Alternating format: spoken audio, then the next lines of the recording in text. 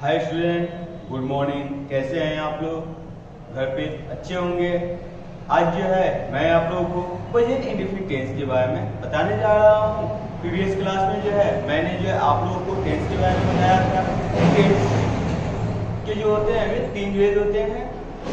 वो फर्स्ट जो होता है वो present tense, second past tense, third जो होता है वो फ्यूचर टेंस। प्रेजेंट टेंस चल रहे समय को ही जो है हम वर्तमान काल कहते हैं। Running time is called present tense.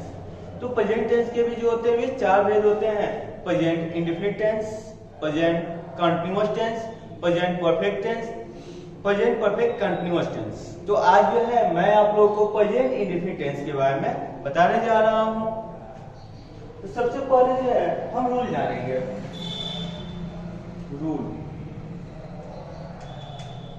Rule कैसे हमें पता चलेगा कि ये सेंटेंस जो है वो प्रेजेंट इंडेफिनिट टेंस का है। तो पहले जो है हमें ये पहचान करना होगा कि जब तक हम पहचान नहीं कर पाएंगे तब तक क्या हुआ उस सेंटेंस को जो है कैसे बनाना है ये जो है संभव नहीं है। या हम बनाते भी हैं तो लगभग में बनाते हैं, यानी वो सही हो भी सकता है और सही नहीं भी हो सकता है। इसीलिए तो जो है मैं आप लोगों को इसका जो है रूल बता रहा हूं। जिस हिंदी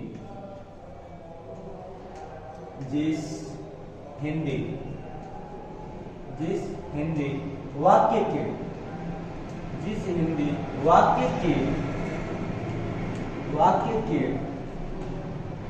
क्रिया के अंत में, जिस हिंदी वाक्य क्रिया के अंत में, देखिए जिस हिंदी वाक्य क्रिया के अंत में, क्रिया मालूम है आना जाना खाना पीना रोना धोना, यही क्रिया होता है। तो जिस हिंदी वाक्य क्रिया के अंत में ता है,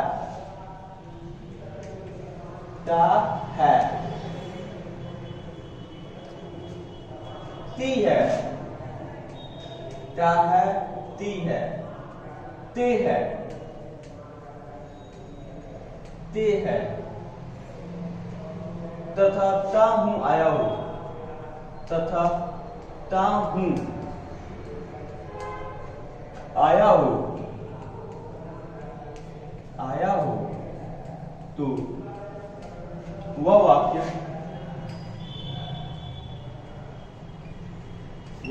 वाक्य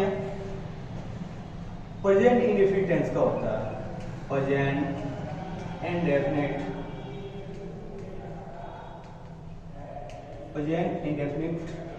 टेंस का होता है।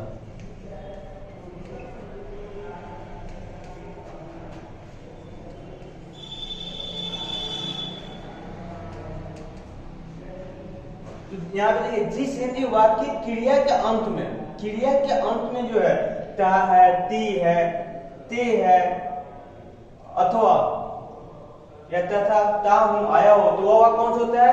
प्रेजेंट इंडेफिनिट टेंस का होता है। एग्जांपल देखिए इसका, वह किताब पढ़ता है, वह किताब पढ़ता है। तो यहाँ पे इसमें क्रिया क्या है? पढ़ना। तो इसमें क्या है? क्रिया का मतलब क्या है? ये ता है, आया हुआ है। तो इसीलिए हमने लिखा था जिस हिंदी वाक्य क्रिया का अंत में, तो क्रिया का अंत में आया हुआ है ता है आया हो, तो वह कौन सा होता है? प्रेजेंट इंडेफिनिट टेंस का होता है। तो ये तो हमें पता जो हमें चल गया कि इसके क्रिया का अंत में क्या होता है? जी ता है। क्रिया के अंत में ये देखिए, जैसे आप है कोयला काला होता है, कोयला काला होता है, कोयला काला होता है। इसमें देखिए इसमें भी जो है वो ता है आया हुआ है मुझे, इसको भी हम बोल देंगे प्रेजेंट इंडेफिनिट टेंस है नहीं, क्योंकि इसमें क्रिया है नहीं, कोई काम हो ही नहीं रहा। लेकिन इसमें क्या हुआ? पढ़ने का काम हो रहा है। इसीलिए हमने लिखा हुआ जिस हिंदी वाक्य क्रिया के अंत में, वही हम लिख देते जिस हिंदी वाक्य अंत में ता है, ती है, ते है। तो आप इसको भी बोलते सर कोयला काला होता है, ये भी तो प्रेजेंट इंडेफिनिट टेंस का है, इसका भी तो वही स्ट्रक्चर लिखेंगे। तो ऐसी बात नहीं है, आपको ध्यान देना होगा कि क्रिया का अंत में ता है, ती है, ते है आया हो तो भी उसको जो है वो सेंटेंस जो होगा वो प्रेजेंट इंडेफिनिट टेंस का होगा। क्रिया उसमें नहीं है तो वो सिंपल सेंटेंस होगा। ठीक है, इस बात को जो है आपको हमेशा ये ध्यान में रखना होगा, क्योंकि अक्सर यही होता है कि बच्चे जो है इस पे ध्यान नहीं देते हैं और इसके कारण जो उनका सेंटेंस जो है वो गलत हो जाता है। ये कौन सा कोयला काला होता है, ये जो है सिंपल सेंटेंस होते हैं। अब देखिए इसका जो है, अब हम स्ट्रक्चर जाने कि इसका स्ट्रक्चर क्या होगा। स्ट्रक्चर देखिए इसका तो अफर्मेटिव का है। सबसे पहले हम स्ट्रक्चर किसका बताना है जी, अफर्मेटिव। अफर्मेटिव सकारात्मक वाक्य अफर्मेटिव होता है। इसके बाद से जो है मैं आप लोगों को निगेटिव बताऊंगा, नकारात्मक, इंट्रोगेटिव, प्रश्नवाचक होता है और निगेटिव इंट्रोगेटिव, नकारात्मक प्रश्नवाचक सेंटेंस होता है। तो अफर्मेटिव इसका स्ट्रक्चर देखिए आप,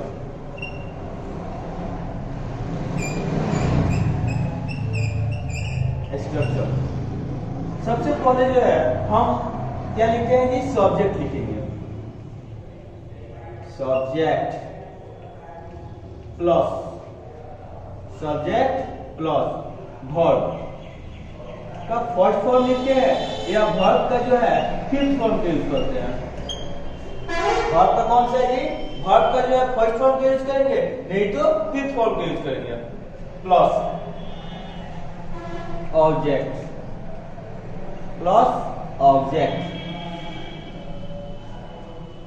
सब्जेक्ट हो गया, वर्ब 1 हो गया या वर्ब 5 हो गया और object plus others.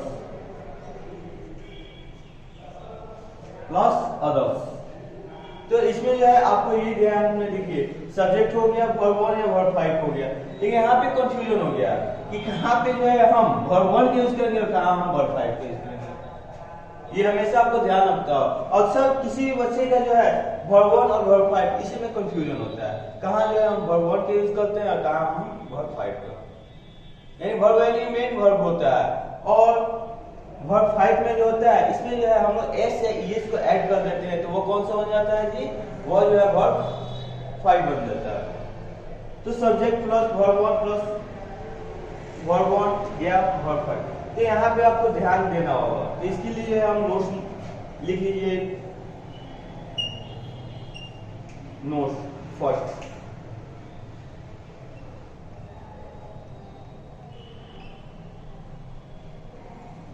I, we, you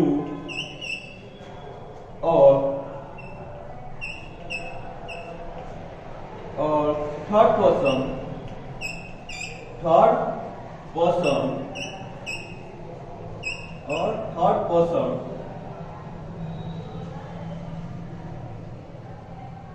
plural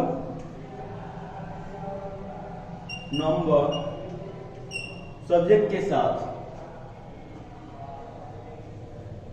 plural number subject के साथ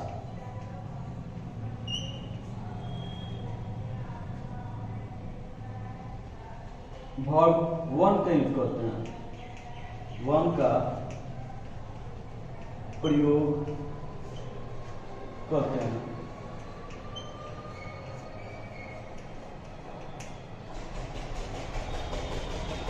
आई, वी, यू और थर्ड पर्सन प्लूरल सब्जेक्ट। हमने जो है आप लोगों को जो है पर्सन बताया था कि पर्सन जो होते हैं 3 होते हैं, फर्स्ट पर्सन, सेकंड पर्सन और third person. Third person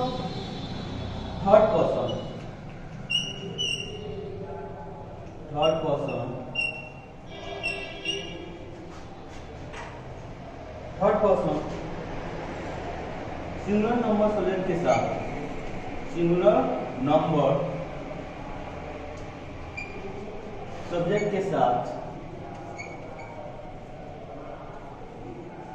singular number subject के साथ। देखिए third person singular number subject के साथ, ये आपको ध्यान देना होगा। ध्यान आपको क्या देना है जी, थर्ड पर्सन सिंगुलर सब्जेक्ट है तो वहां पे हम लोग वर्ब 5 का यूज करेंगे और बाकी सब के साथ जो होता है वो V1 का यूज करते हैं। अगर इस बात को आप समझ गए तो ये सेंटेंस बनाने में आपको कोई दिक्कत नहीं होगा। समझ में आ रहा है? यानी बस आपको ध्यान यही रखना है वर्ब 5 का यूज कब करना है जी, जब थर्ड पर्सन सिंगुलर सब्जेक्ट होता है तो वहां पे हम वर्ब 5 का यूज करेंगे और बाकी सब सब्जेक्ट के साथ जो होता है वो वर्ब 1 का यूज करते हैं। यानी third person singular number subject के साथ वर्ब में एस या ईएस बोलते हैं, एस या ईएस, यानी इसको हम क्या बोलते हैं जी, वर्ब 5 बोलते हैं। वर्ब में एस या ईएस होते हैं। ठीक है, तो आप ये ध्यान में रखिएगा कि कहां जो है हम लोगों को V1 का यूज करना है, कहां V5 का यूज करना है। अब इसका जो है एग्जांपल आप लोग देख लीजिए।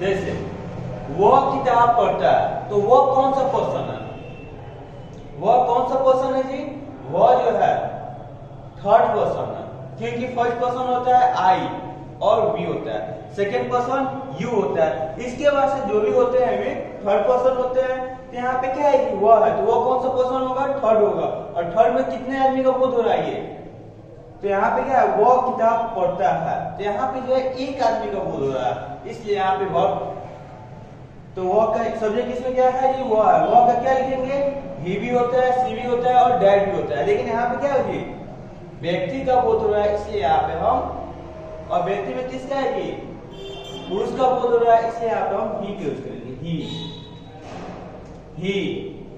और देखिए ही के बाद से ही हो गया, इसके बाद से देखिए यहाँ पे वर्ब 1 या वर्ब 5 किसका यूज करेंगे, ये कौन सा है, ये थर्ड पर्सन है। और थर्ड पर्सन के साथ क्या होता है जी, थर्ड पर्सन कितने आदमी को बोल रहा है, इसमें एक आदमी को बोल रहा है, यानी third person singular number subject के साथ होता है। वर्ब में एस है, इसीलिए वर्ब 5 का यूज करते हैं।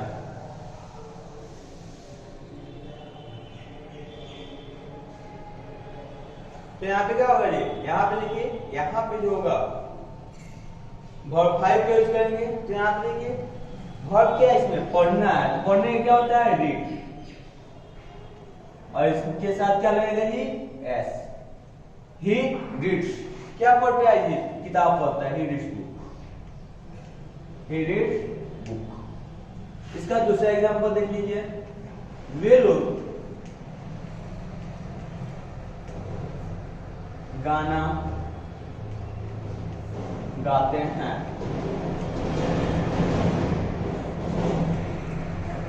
वे लोग गाना गाते हैं।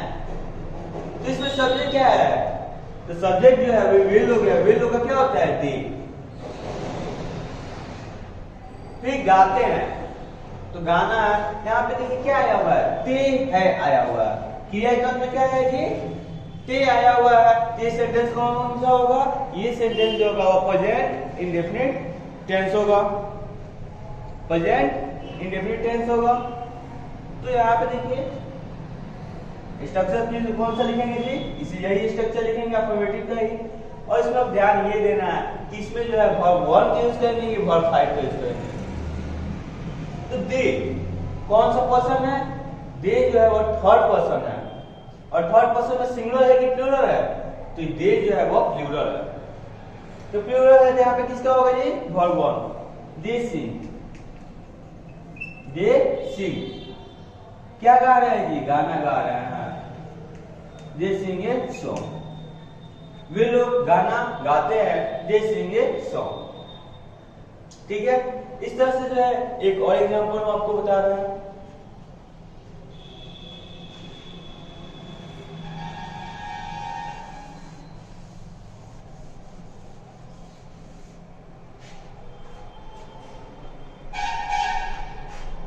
राम और श्याम, राम और श्याम, राम और श्याम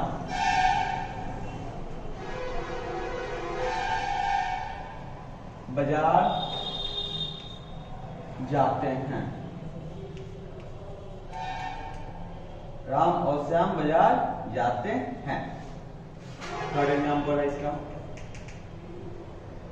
तो यहाँ पे सब्जेक्ट देखिए, यहाँ पे क्या है जी, राम और श्याम बाजार जाते हैं, तो क्रिया क्रम में क्या है जी, ते है आया हुआ, ये सेंटेंस कौन सा होगा, प्रेजेंट इंडेफिनिट टेंस होगा।